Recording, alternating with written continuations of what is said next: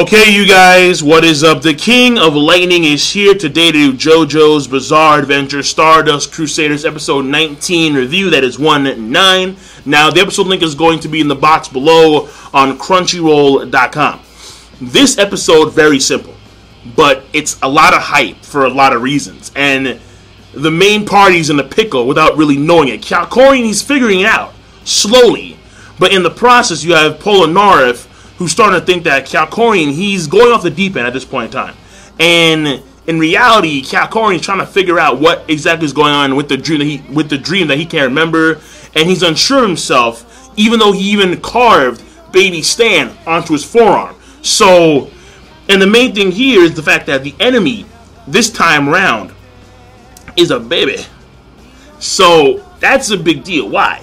Because children, especially babies, are, in a lot of cases, when it comes to mythology, when it comes to theology, when it comes to stories in of themselves, children and babies are synonymous with innocence.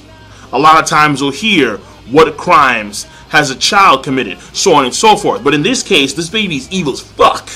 Oh my goodness, what crimes hasn't this kid committed? Now, granted, I don't know if it's human, because it may be one of the mass ones, because remember how, like, Season 1 and Season 2 too, the mass ones, vampires, I suppose, they can't handle the sunlight, and they have the fang teeth. Well, it has the fang teeth, so it may be, well, no, take that back, because it was clearly in the sunlight, yeah, obviously, but I don't know if it's fully human, because it has the fang teeth, and, you know, obviously, when you're 11 months, I don't know if you get teeth when you're 11 months, I would assume not, that's my assumption, but, because I don't have kids, so, just saying, thing here is that this kid, I don't think is purely human.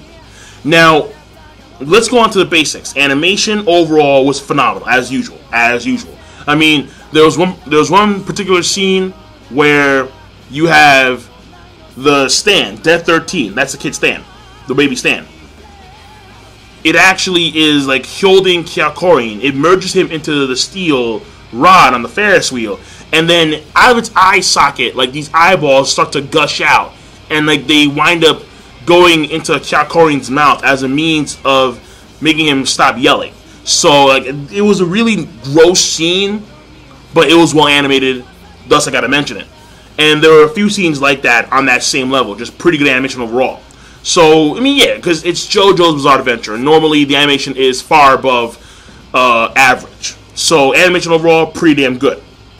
When it comes to the pacing, well structured. You have this certain situation where it's not even over yet. Probably, well, there's going to be definitely a part 2 to this, obviously. And that's the thing, though, because the episode wasn't mentioned, like, it wasn't called Part 1. It was, like, called, I forgot what it was called, but it wasn't Part 1. So there's going to be another Part 2 to this, obviously, because the baby's still there, duh. And then there may be even a Part 3, because this kid is quite smart. This baby is a genius. It is fully aware of what it's doing, and it even states to Kyakurin that even though I'm a baby, I know more than you do. So how that rolls out exactly, I mean, it even was going to squeeze Kyakurin's heart and give Kyakurin a heart attack in the dream. So it would appear as if he had a heart attack. Well, then he'd have a heart attack in real life. So there wouldn't be any visible wounds on Kyakurin. So it would make it seem to the Joestars and Polnareff that Kyakurin had a heart attack when he was asleep while the plane was crashing. So to them, there would be some sense there. And the baby would continue to attack Polnareff, Joseph, and Jotaro.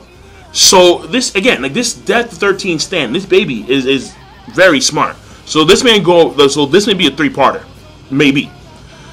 When we go to the character development, there's not really any, because mainly it's just the kid. I mean, essentially speaking, character development goes to the kid.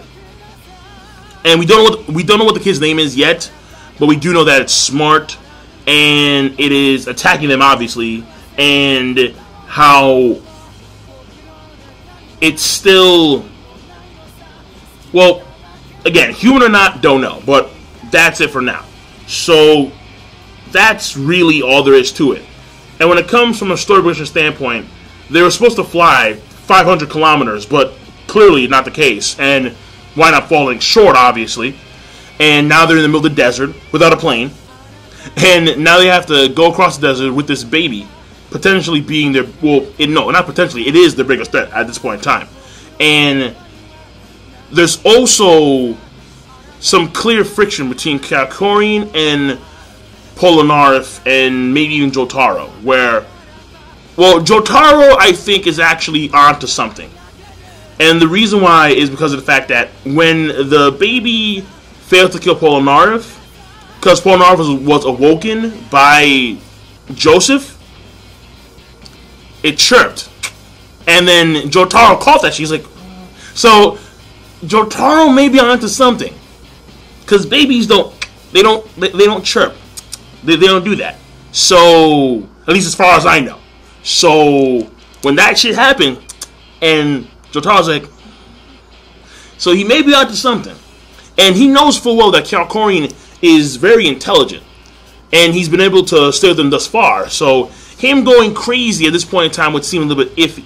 So, he may be onto something. Polnareff not exactly the brightest guy, because he, for a long period of time, when they were in the dream, he was digging around, ice cream and popcorn and shit. He was like, yeah, like, let's have a fun time. Kalkorin's like, fucking no, man. Focus, motherfucker. So, clearly, we may Kalkorin's way out. Because at this point in time, the baby's probably going to target Kalkorin the most. Because Kalkorin is now fully aware, or he's somewhat aware of what's going on. So, that may go down. Or Kalkorin somehow stays up and doesn't fall asleep. So, because if he does fall asleep, we find out, and this, I think, is another indication of just how powerful the stands are. If Kalkorin falls asleep for a split second, the Death to 13 stand can control Kalkorin's mental state. So no matter what happens in the dream, he'll still be in the dream. DiCaprio. So, point here is, that's a very powerful ability. Not only is the user, in appearance, innocent, and simply put, well, it's a child, duh. But also, the powers of the stand are quite phenomenal. And no matter what happens in the dream, it can still attack you. Or it can prevent you from waking up. And that means that unless Kalkorin has outside assistance, he will have to take on the stand within its own territory without his own stand. But we all know that only a stand user can beat another stand. Only a stand can beat a stand. So, whether or not the Death of the 13 stand can actually hop out, can be like a regular stand, because we already know that the stand can enter one's mental state. But the question here is, can the stand also operate like a regular stand?